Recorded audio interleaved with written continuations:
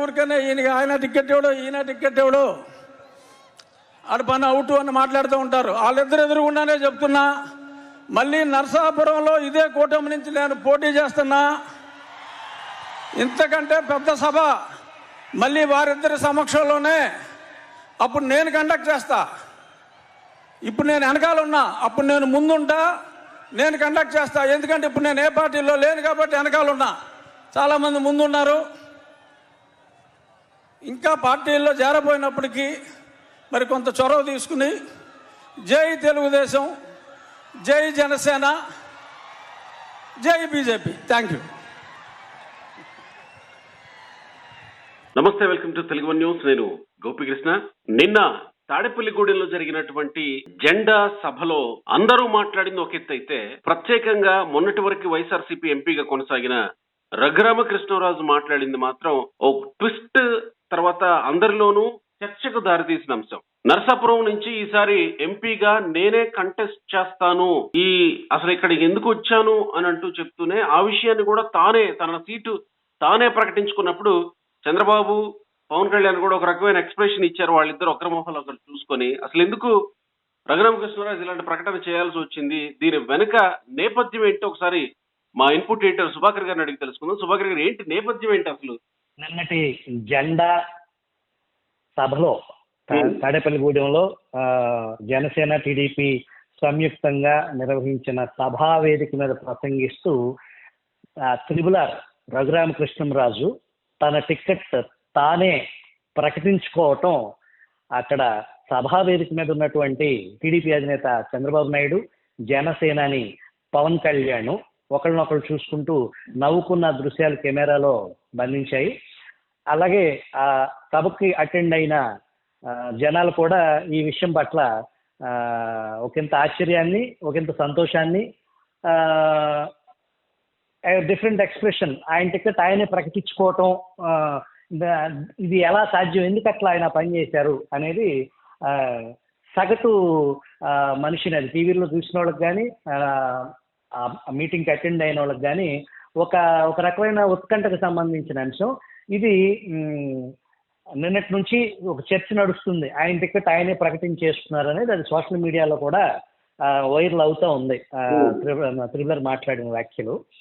దీని వెనక చాలా గట్టి నేపథ్యం ఉంది. వాస్తవానికి మనం పూర్వపరాలు పరిశీలిస్తే 2019 ఎన్నికలకు ముందు త్రిబుల్-ఆర్ చంద్రబాబు నాయుడుతో టీడీపీ పార్టీలో ఉన్నారు. ఆయన వాస్తవానికి టీడీపీ పార్టీతో సన్నిహితంగా ఉన్నారు. టీడీపీ పార్టీ కూడా ఆయన్ని నర్సాపూర్ ఎంపీ అభ్యర్థిగా పరిశీలన చేస్తున్న దశలో ఆయన వైసీపీ అభ్యర్థిగా అప్పటికప్పుడే, ఇది కొంతమంది చాలా మందికి గుర్తుండే ఉంటుంది, కొన్ని రోజుల్లో ఇక నామినేషన్ ప్రక్రియ దాదాపు ముగిసిపోతుందన్న దశలోనే ఇట్లా వెళ్ళి అట్లా వైసీపీ అభ్యర్థిగా బీఫామ్ తెచ్చుకుని ఆయన నామినేషన్ వేయటం జరిగింది.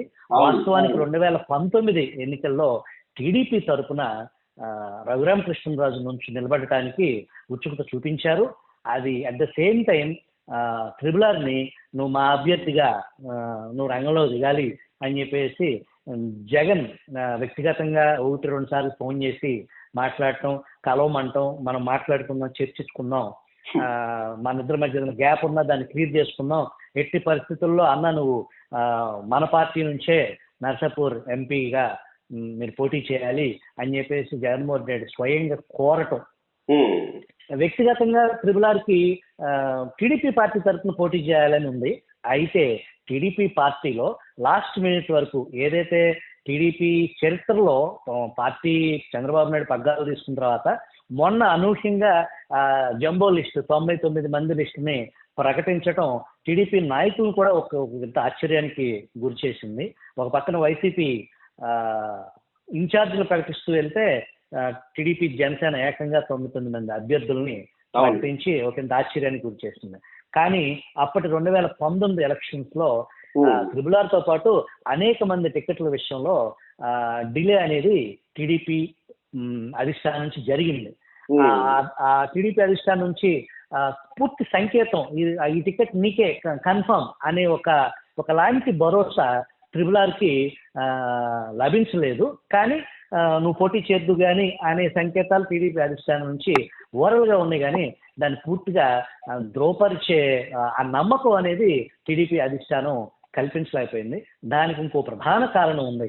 ఈ సామాజిక సమీకరణలో చంద్రబాబు నాయుడు ఆచితూచి వ్యవహారంలో ఏ సామాజిక వర్గానికి ఎన్ని టిక్కెట్లు ఏంటి వ్యవహారం ఈ లెక్కలు సరిచూసుకునే క్రమంలో ఒక వార్తాపత్రికలో టీడీపీ అభ్యర్థిగా ఫలానా కులానికి సంబంధించి అవకాశం రాకపోవచ్చు, అక్కడ బీసీ అభ్యర్థి వైపు టీడీపీ మొగ్గు చూపుతుంది అనే ఒక వార్త ఆ పత్రికలో రాగానే త్రిపులార్ ఓహో నాకు టీడీపీ నుంచి అవకాశం లేనట్లే, అటున్న అవకాశాన్ని మనం ఎందుకు పోగొట్టుకోవాలి, నేను రెండుకి చెట్టు రేవడిలాగా మిగిలిపోతాను అని చెప్పేసి విధి లేని పరిస్థితుల్లో త్రిపులారు వైసీపీ కండువా కప్పుకుని టికెట్ తెచ్చుకోవడం, బీఫామ్ తెచ్చుకోవడం, నామినేషన్ వేయడం, రంగంలో దిగిన తర్వాత అందరికీ తెలిసిన స్టోరీయే.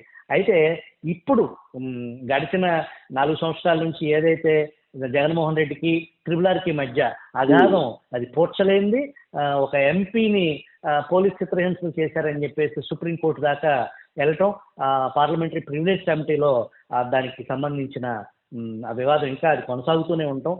ఇట్లాంటి పరిస్థితుల్లో త్రిపులార్ ఆ వేదికని ముందు జాగ్రత్తగానే లాస్ట్ టైం అనుభవాన్ని దృష్టిలో పెట్టుకుని ఏదన్నా నాకు దెబ్బ పడిద్దేమో అని ముందస్తుగా గ్రహించి ఆయన జై టీడీపీ, జై జనసేన, జై బీజేపీ అని కూడా ముగిచ్చే ముందు నేనైతే ఎంపీగా పోటీ చేస్తున్నాను అని చెప్పేసి పార్టీ అధినేతలతో అధిష్టానంతో సంబంధం లేకుండా ఆయన టికెట్ ఆయనే ప్రాక్టీస్ చేసుకుని నేను ప్రాక్టీస్ చేశా కాబట్టి మీరు 2 కలుస్తారా 3 కలుస్తారా నా టికెట్ అయితే కన్ఫర్మ్ చేయండి అని సభాముఖంగా లక్షలాది మంది సమక్షంలో ఆయన తన భయాన్ని పబ్లిక్ గా అతని టికెట్ ని అతను అనౌన్స్ చేసుకున్నారు అనేది దాంట్లో సారాంశం.